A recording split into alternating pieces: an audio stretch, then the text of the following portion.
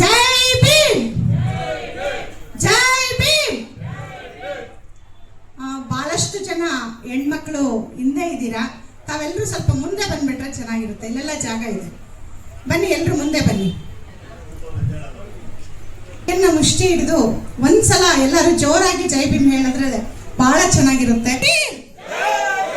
ಜೈ ಭೀಮ್, ಜೈ ಭೀಮ್. ಸಾಹೇಬಾದಂತಹ ಗೌರವಾನ್ವಿತ doctor M ವೆಂಕಟಸಾಮಣ್ಣನವರಿಗೆ ಅವರ ಪಾದಗಳಿಗೆ ನಮಿಸುತ್ತಾ, ಈ ವಿಜಯನಗರ ಭಾಗದ GBA ಅಧ್ಯಕ್ಷರಾದಂತಹ ರಾಮಮೂರ್ತಿ ಸರ್ ಅವರು ಹಾಗೂ ಸಿದ್ದಪ್ಪ ಸರ್ ಅವರು ಹಾಗೂ ಪೊಲೀಸ್ ಸಂಘದ ಮತ್ತು ವಿಧಾನಸೌಧದಲ್ಲಿ ಕಾರ್ಯನಿರ್ವಹಿಸತಕ್ಕಂಥ ಅವರು ಸಹ, ಹಾಗೂ ನಮ್ಮ ಮಹಿಳೆಯರಾದಂತಹ ಗಾಯತ್ರಿರವರು, ಭಾಗ್ಯರವರು ಸಹ ನಮ್ಮ ಜೊತೆ ಇದ್ದಾರೆ.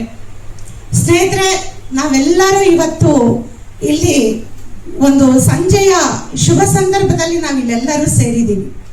ನಾವೆಲ್ಲರೂ ಒಂದ್ ಕಡೆ ಸೇರೋದೇ ಒಂದು ಅದ್ಭುತವಾದಂತ ವಿಚಾರ ಅಂತ ಹೇಳ್ಬೋದು. ಯಾಕಂದ್ರೆ ಎಲ್ಲರೂ ಒಂದ್ ಕಡೆ ಬಂದ್ರೇನೆ ಯಾವ್ದಾದ್ರೂ ಒಂದು ವಿಷಯನ ನಾವು ತಿಳ್ಕೊಳಕ್ಕಾಗೋದು.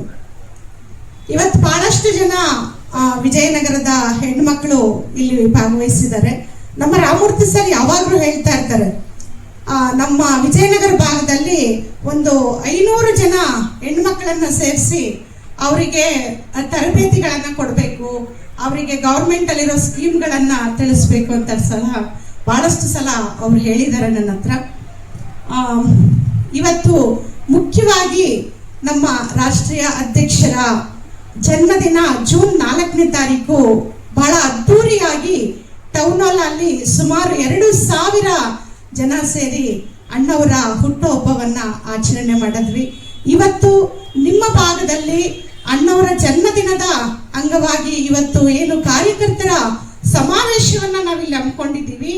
ಈ ಒಂದು ಶುಭ ಸಂದರ್ಭದಲ್ಲಿ ಅಣ್ಣನಿಗೆ ಮೊದಲು ನಾನು ಶುಭಾಶಯಗಳನ್ನ ಹೇಳ್ತಾ, ಕಾರ್ಯಕರ್ತರ ಸಮಾವೇಶ ಅಂತ ಹೇಳಿದ್ರೇನೆ ನಾವೆಲ್ಲ ಸಮತಾ ಸೈನಿಕ ದಳದ ಸೈನಿಕರಂತೆ ನಾವು ಶಕ್ತಿಯನ್ನ ತುಂಬುವಂತ ರೀತಿಯಲ್ಲಿ ಈ ವಿಜಯನಗರ ಭಾಗದಲ್ಲಿ ಏನು ಇವಾಗ GBA ಎಲೆಕ್ಷನ್ ಬರ್ತಾ ಇದೆ, ಆ GBA ಎಲೆಕ್ಷನ್ ಅಲ್ಲಿ ಸಹ ನಮ್ಮ ಪಾತ್ರ ಎಷ್ಟಿದೆ, ನಾವು ಯಾವ ರೀತಿ ಅದರಲ್ಲಿ ಭಾಗವಹಿಸಬೇಕು, ಎಲೆಕ್ಷನ್ ಅಂದ್ರೆ ಏನು, ವೋಟ್ ಅಂದ್ರೆ ಏನು ಅನ್ನೋದನ್ನ ನಾವು ಮೊದಲು ತಿಳ್ಕೋಬೇಕಾಗಿದೆ.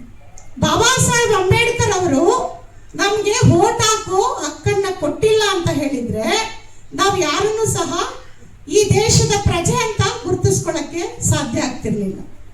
ಪ್ರಜಾಪ್ರಭುತ್ವದಲ್ಲಿ ಪ್ರತಿಯೊಬ್ಬ ಮನುಷ್ಯನಿಗೂ, ಒಬ್ಬ ಭಿಕ್ಷುಕನಿಗೂ ಒಂದೇ ಓಟು, ಒಬ್ಬ ಪ್ರಧಾನಮಂತ್ರಿಗೂ ಒಂದೇ ಓಟ್ ಅನ್ನೋದನ್ನ ನಾವೆಲ್ಲರೂ ತಿಳ್ಕೋಬೇಕಾಗಿದೆ. ರಿಪಬ್ಲಿಕನ್ ಪಾರ್ಟಿ ಆಫ್ ಇಂಡಿಯಾ ಅಂತ ಹೇಳಿದ್ರೆ ಬಾಬಾ ಸಾಹೇಬ್ ಅಂಬೇಡ್ಕರ್ ಅವರು ಅವರೇ ಕಟ್ಟಿದಂತ ಪಕ್ಷ. ಬಾಬಾ ಸಾಹೇಬ್ ಅಂಬೇಡ್ಕರ್ ಅವರು ಜೀವಂತವಾಗಿದ್ದಂತ ಸಂದರ್ಭದಲ್ಲಿ ನನ್ನ ಎಲ್ಲ ಸಮುದಾಯದ ಶೋಷಿತ ವರ್ಗದ ಬಡವರಿಗಾಗಿ ಈ ಒಂದು ಪಕ್ಷವನ್ನ ಕಟ್ಟಿ ನನ್ನ ಜನ ಎಲೆಕ್ಷನ್ ನಿಂತ್ಕೋಬೇಕು ಅಂತ ಹೇಳಿ ಬಾಬಾ ಸಾಹೇಬ್ ಅಂಬೇಡ್ಕರ್ ಅವರು ರಿಪಬ್ಲಿಕನ್ ಪಾರ್ಟಿ ಆಫ್ ಇಂಡಿಯಾ ಅನ್ನೋ ಒಂದು ಪಕ್ಷವನ್ನ ಕಟ್ಟಿದ್ರು. ಆ ಪಕ್ಷವನ್ನ ಎಲ್ಲೂ ಸಹ ಎಡಬಿಡದೆ ನಮ್ಮ ಅಣ್ಣನವರು, ವೆಂಕಟಸಾಮಣ್ಣನವರು 40-50 ವರ್ಷಗಳ ಹೋರಾಟದಿಂದ ಬಾಬಾ ಸಾಹೇಬ್ ಅಂಬೇಡ್ಕರ್ ಕಟ್ಟದಂತ ರಿಪಬ್ಲಿಕನ್ ಪಾರ್ಟಿ ಆಫ್ ಇಂಡಿಯಾ ಮತ್ತು ಬಾಬಾ ಸಾಹೇಬ್ ಅಂಬೇಡ್ಕರ್ ಸ್ಥಾಪನೆ ಮಾಡಿದಂತ ಸಮತಾ ಸೈನಿಕ ದಳ ಸಂಘಟನೆಯನ್ನ ಅವರ ಹೆಗಲಲ್ಲಿ ಹೊತ್ಕೊಂಡು ಇಡೀ ದೇಶಾದ್ಯಂತ ಸಾರುವಂತ ರಾಷ್ಟ್ರೀಯ ನಾಯಕರಾಗಿ ಇವತ್ತಿಗೂ ಸಹ ಬಡವರ, ಇವತ್ತು ವಿಜಯನಗರದಲ್ಲಿ ಇರ್ತಕ್ಕಂಥ ಎಷ್ಟೋ ಸ್ಲಮ್ಗಳನ್ನ ಉಳಿಸಿದ್ದಾರೆ ಅಂದ್ರೆ ಅದಕ್ಕೆ ಡಾಕ್ಟರ್ ಎಂ ವೆಂಕಟಸಾಮಣ್ಣನವರೇ ಕಾರಣ ಅಂತ ನಾನು ಎದೆ ತಟ್ಟಿ ಹೇಳ್ತೇನೆ. ಇಲ್ಲಿ ರಾಜಾಜಿನಗರದಲ್ಲಿ ಆಗ್ಬೋದು, ಈ ಕಡೆ ಲಗ್ಗೆರೆ ಭಾಗದಲ್ಲಿ ಆಗ್ಬೋದು, ಇಡೀ ಬೆಂಗಳೂರು ನಗರದಲ್ಲಿ ಇವತ್ತು ಸ್ಲಮ್ ಜನರು ಜೀವಂತವಾಗಿ ಉಸಿರಾಡ್ತಿದ್ದಾರೆ ಅಂತ ಹೇಳಿದ್ರೆ ಅದಕ್ಕೆ ವೆಂಕಟಸಾಮಣ್ಣವರೊಬ್ಬರೇ ಕಾರಣ. ಯಾಕಂತ ಹೇಳಿದ್ರೆ ಪ್ರತಿ ಸ್ಲಮ್ ಅಲ್ಲೂ ಸಹ ಸಮತಾ ಸೈನಿಕ ದಳದ ಬೋರ್ಡ್ ಅನ್ನ ನೀವು ಇವತ್ತಿಗೂ ಸಹ ನೋಡಬಹುದು. ರಾಮಮೂರ್ತಿ ಸರ್ ಅವರು ಈ ಭಾಗದಲ್ಲಿ ರಿಪಬ್ಲಿಕನ್ ಪಾರ್ಟಿಯನ್ನ ಕಟ್ಟಬೇಕು, ಸಮತಾ ಸೈನಿಕ ದಳದ ಸಂಘಟನೆಯನ್ನು ಬೆಳೆಸಬೇಕು ಅಂತ ಯಾಕೆ ಆಸೆ ಪಡ್ತಿದ್ದಾರೆ ಅಂತ ಹೇಳಿದ್ರೆ ಅವ್ರು ಬಹಳಷ್ಟು ಸಲ ಹೇಳ್ತಾರೆ, ಇಲ್ಲಿನ ಹೆಣ್ಣು ಮಕ್ಕಳಿಗೆ ಸರ್ಕಾರಿ ಇಲ್ಲ. ಅವರಿಗೆ ನಾವು ಮನೆ ಮನೆಗೂ ಹೋಗಿ ಅವರಿಗೆ ವಿಷಯ ಮುಟ್ಟಿಸ್ಬೇಕು. ಸರ್ಕಾರದಲ್ಲಿ ಏನೆಲ್ಲ ಹೆಣ್ಣು ಮಕ್ಕಳು ಆರ್ಥಿಕವಾಗಿ ಬೆಳೆಯುವಂತ ಸೌಲಭ್ಯಗಳಿದೆ ಅದನ್ನ ಮನೆ ಮನೆಗೂ ತಲುಪಿಸುವಂತ ಕೆಲಸ ಮಾಡಬೇಕು ಅಂತ ಹೇಳಿ ರಾಮಮೂರ್ತಿ ಸರ್ ಅವರು ಬಹಳಷ್ಟು ಸಲ ಚರ್ಚೆ ಮಾಡ್ತಾರೆ. ಇವತ್ತು ಇಲ್ಲಿ ಬಹಳಷ್ಟು ಜನ ಹೆಣ್ಮಕ್ಳು ನೀವು ಇಲ್ಲಿ ಭಾಗವಹಿಸಿದ್ದೀರಾ ಅಂತ ಹೇಳಿದ್ರೆ ಸಂಘಟನೆಯನ್ನ ಕಟ್ಟಿದ್ರೆ ಮಾತ್ರ ನಾವು ಯಾವುದೇ ಒಂದನ್ನ ಸಾಧನೆ ಮಾಡೋದಕ್ಕೆ ಸಾಧ್ಯ ಆಗುತ್ತೆ. ಅದನ್ನ ನಾವೆಲ್ಲರೂ ಸಹ ಅರ್ಥ ಮಾಡ್ಕೋಬೇಕು. ಬಾಬಾಕರ್ ಅವರು ಇಲ್ಲ ಅಂತ ಹೇಳಿದ್ರೆ ಈ ದೇಶದಲ್ಲಿ ಯಾವ ಪ್ರಜೆನೂ ನಾನು ಒಬ್ಬ ಮನುಷ್ಯ ಅಂತ ಬದುಕಕ್ಕೆ ಸಾಧ್ಯ ಆಗ್ತಿರ್ಲಿಲ್ಲ. ಆದ್ರೆ ಸಾಮಾನ್ಯ ಜನರಲ್ಲಿ ಏನಂತ ಅನ್ಕೊಳ್ತಾರಂದ್ರೆ ಡಾಕ್ಟರ್ ಬಾಬಾ ಸಾಹೇಬ್ ಅಂಬೇಡ್ಕರ್ ಅಂತ ಹೇಳಿದ್ರೆ ಬರೀ SC/ST ಗಳಿಗೆ ನಾಯಕರವರು, SC/ST ಗಳಿಗೆ ಮಾತ್ರ ಸೌಲಭ್ಯ ಕೊಟ್ಟಿದ್ದಾರೆ. ಅಲ್ಲ, ಬಾಬಾ ಸಾಹೇಬ್ ಅಂಬೇಡ್ಕರ್ ಈ ದೇಶದಲ್ಲಿ ಬದುಕದಂತ ಪ್ರತಿಯೊಬ್ಬ ಪ್ರಜೆಗೂ ಸಹ ಸಂವಿಧಾನದಲ್ಲಿ ಅವ್ರದೇ ಆದಂತ ಹಕ್ಕುಗಳನ್ನ ಬಾಬಾ ಸಾಹೇಬ್ ಅಂಬೇಡ್ಕರ್ ಅವರು ಕೊಟ್ಟಿದ್ದಾರೆ. ಅದನ್ನ ನಾವೆಲ್ಲರೂ ತಿಳ್ಕೋಬೇಕು.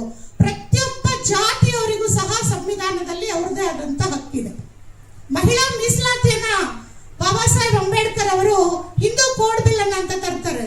ಅದರಲ್ಲಿ ಬಾಬಾ ಸಾಹೇಬ್ ಅಂಬೇಡ್ಕರ್ ಅವರು ಹೆಣ್ಣು ಮಕ್ಕಳಿಗೆ ಅವ್ರದೇ ಆದಂತ ಹಕ್ಕು ಅಧಿಕಾರಗಳು ಅವಕಾಶಗಳು ಸಿಗ್ಬೇಕು ಅಂತ ಹೇಳಿ ಬಾಬಾ ಸಾಹೇಬ್ ಅಂಬೇಡ್ಕರ್ ಅವರು ಮಂತ್ರಿ ಹುದ್ದೆಗೆ ಅವರು ರಾಜೀನಾಮೆಯನ್ನು ಕೊಟ್ಟು ಹೊರಗಡೆ ಬರ್ತಾರೆ. ಬಾಬಾ ಸಾಹೇಬ್ ಅವರು ಅಂಬೇಡ್ಕರ್ ಅವರು ಅವತ್ತು ಮಾಡಿದಂತ ಅವರ ತ್ಯಾಗ ಸಾಧನೆಯಿಂದ ಪ್ರತಿಯೊಬ್ಬ ಜಾತಿ ಹೆಣ್ಮಕ್ಳು ಇವತ್ತು ನಾವು ಅವಕಾಶಗಳನ್ನ ಪಡೆಯುವಂತ ಒಂದು ಪರಿಸ್ಥಿತಿಯಲ್ಲಿ ನಾವಿದ್ದೀವಿ. ಅದನ್ನ ನಾವೆಲ್ಲರೂ ಅರ್ಥ ಮಾಡ್ಕೋಬೇಕು. ಬಾಬಾ ಸಾಹೇಬ್ ಅಂಬೇಡ್ಕರ್ ಅವರು ಕೇವಲ SC/ST ಗಳಿಗೆ ಮಾತ್ರ ಅಲ್ಲ, ಪ್ರತಿಯೊಬ್ಬರಿಗೂ ಬ್ರಾಹ್ಮಣ ಹೆಣ್ಣು ಮಕ್ಕಳಿಗೂ ಅನುಕೂಲ ಮಾಡಿಕೊಟ್ಟಿದ್ದಾರೆ, ಗೌಡ್ರ ಹೆಣ್ಣು ಮಕ್ಕಳಿಗೂ ಅನುಕೂಲ ಮಾಡಿಕೊಟ್ಟಿದ್ದಾರೆ,